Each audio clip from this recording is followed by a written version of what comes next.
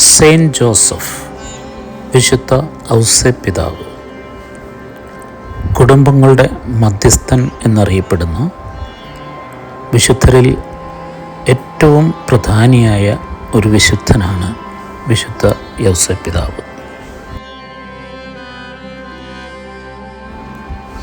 തൊഴിലാളികളുടെ മധ്യസ്ഥൻ എന്നും നന്മരണത്തിൻ്റെ മധ്യസ്ഥൻ എന്നും ഒക്കെ ഒട്ടേറെ വിശേഷണങ്ങൾ ഔസേപ്പിതാവിന് ഉണ്ടെങ്കിലും കുടുംബനാഥന്മാരുടെ പ്രതീകമായിട്ടാണ് തിരുക്കുടുംബത്തിൻ്റെ നായകനായ ഔസേപ്പിതാവിനെ കുടുംബങ്ങളുടെ മധ്യസ്ഥൻ എന്ന നിലയിൽ വാഴ്ത്തപ്പെടുന്നത്. നിശബ്ദനായ എന്നാൽ അതിശക്തനായ ഒരു വിശുദ്ധനാണ് വിശുദ്ധ ഔസേപ്പിതാവ്. ഈശോയുടെ അപ്പൻ എന്ന സ്ഥാനത്തായിരുന്നിട്ട് പോലും വിശുദ്ധ ഗ്രന്ഥങ്ങളിലൊന്നും കാര്യമായി പ്രതിപാദിക്കപ്പെടാത്ത ഒരു നാമമാണ് ഔസേപ്പിൻ്റേത്.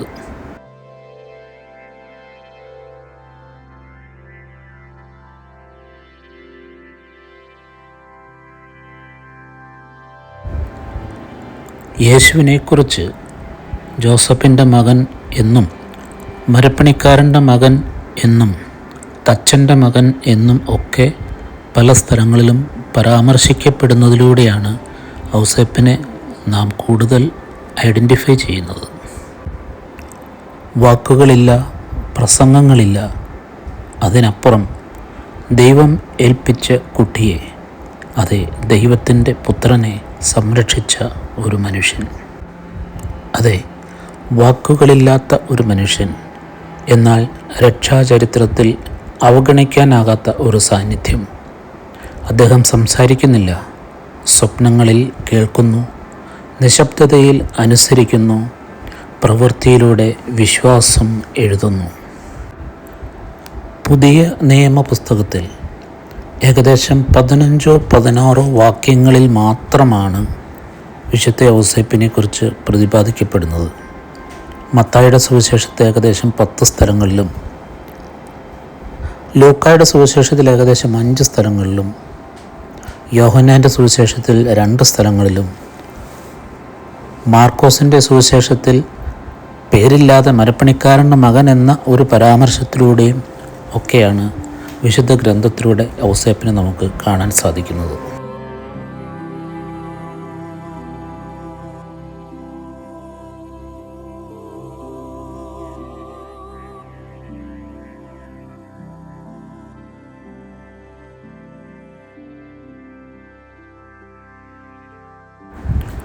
ഒരു കുടുംബത്തിലെ നിശബ്ദനായ അപ്പൻ്റെ പ്രതീകമാണ് ഔസേപ്പിതാവ്. പരിഭവങ്ങളോ വികാരവിക്ഷോഭങ്ങളോ ഇല്ലാതെ ശാന്തനായി, നിശബ്ദനായി, ഏകനായി പല സന്ദർഭങ്ങളിലും തൻ്റെ സാന്നിധ്യം പ്രകടമാക്കുന്ന ഒരു വിശുദ്ധൻ.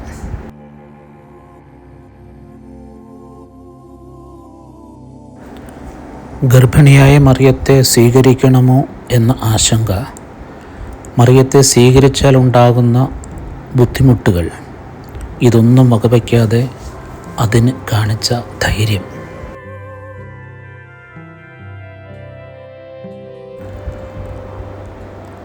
പ്രസവവേദനയാൽ പുളയുന്ന മറിയത്തെയും കൊണ്ടുള്ള യാത്ര, പ്രസവാനന്തരം ശിശുവിനെയും അമ്മയെയും കൂട്ടിയുള്ള യാത്ര,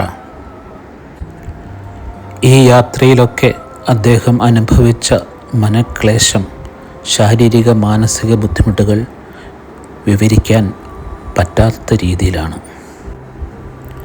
മരം കോച്ചും തണുപ്പിലും വിയർത്തൊലിച്ച ഒരു വ്യക്തി ഉണ്ടെങ്കിൽ അത് വിശുദ്ധ ഔസേപ്പ് മാത്രമാണ്.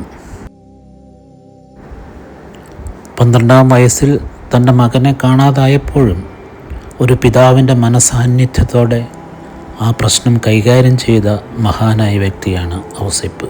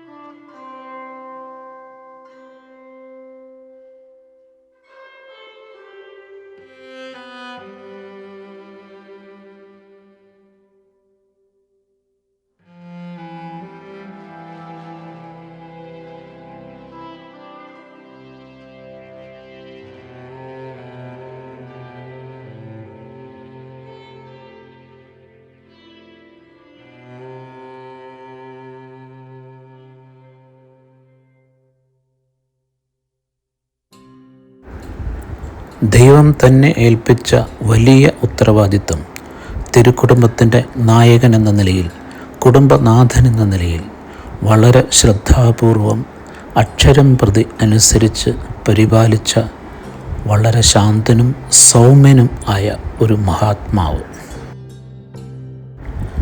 അതെ, ജോസഫ് ബൈബിളിൽ അധികം പറയപ്പെടുന്നില്ല, പക്ഷേ പറയപ്പെടാത്തതിലൂടെയാണ് അദ്ദേഹം മഹാനാകുന്നത്.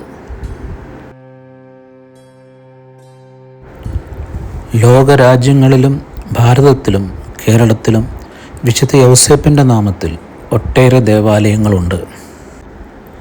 ആ ദേവാലയങ്ങളിലേക്കൊക്കെ ഒന്ന് ശ്രദ്ധിച്ചാൽ അവിടുത്തെ കാര്യങ്ങളിലും ഔസേപ്പിൻ്റെ ആ ഒരു സ്വഭാവ സവിശേഷത നമുക്ക് ദർശിക്കാൻ സാധിക്കുന്നു എന്നത് ഒരുപക്ഷെ ആരും ശ്രദ്ധിക്കപ്പെടാത്ത ഒരു യാഥാർത്ഥ്യമാണ്. ഔസേപ്പിതാവിനെക്കുറിച്ച് പറയുമ്പോൾ ദേവാലയങ്ങളിലെ ആചാര അനുഷ്ഠാനങ്ങളിൽ അനാവശ്യ ആർഭാടത്തിനേക്കാൾ ഉപരിയായി ആവശ്യത്തിന് ഉചിതമായ രീതിയിൽ സഹായിക്കുക എന്ന ഒരു പുണ്യവാളൻ്റെ ദർശനം നമുക്ക് എവിടെയും കാണാൻ സാധിക്കും.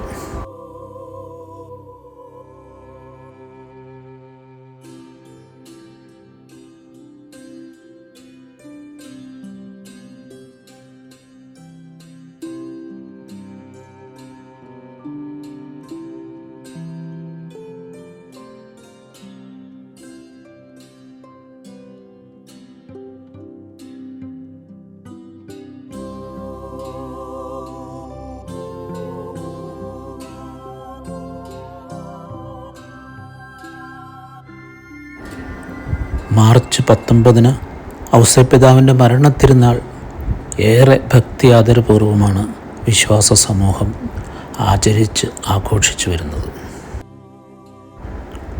ക്രിസ്തീയ ദേവാലയങ്ങളിൽ, വിശിഷ്യ ഔസേപ്പിതാവിൻ്റെ നാമധേയത്തിലുള്ള ദേവാലയങ്ങളിൽ ഇടവക മധ്യസ്ഥനായ വിശുദ്ധ ഔസേപ്പിതാവിൻ്റെ തിരുനാൾ വിശ്വാസ സമൂഹം ഏറെ ഭക്തിയോടും അച്ചടക്കത്തോടും അതിലേറെ വിശ്വാസ തീഷ്ണതയിലും ആചരിച്ചു വരുന്നു. റാസ ഉൾപ്പെടെയുള്ള വിശുദ്ധ ബലികളും പ്രദക്ഷിണവും കരിമരുന്ന് കലാപ്രകടനങ്ങളും മറ്റ് കലാപരിപാടികളും എല്ലാം ചേർത്ത് ഒരു തിരുനാളിൻ്റെ എല്ലാ സവിശേഷതകളോടും കൂടി മിക്ക ദേവാലയങ്ങളും വിശുദ്ധ ഔസേപ്പിതാവിൻ്റെ തിരുനാൾ ആഘോഷിക്കാൻ താല്പര്യം കാണിക്കുന്നു.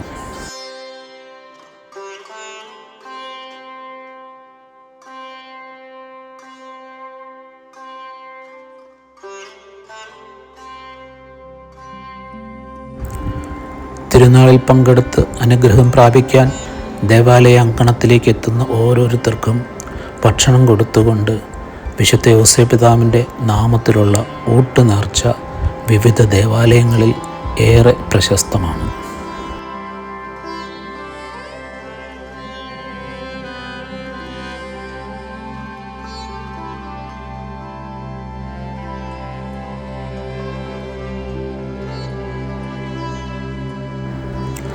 വിശുദ്ധ ഔസേപ്പിതാവിൻ്റെ അനുഗ്രഹപ്പൂമഴയിൽ ആശ്വാസം കൊള്ളുന്ന മാലോക സമൂഹം വളരെ വലുതാണ്.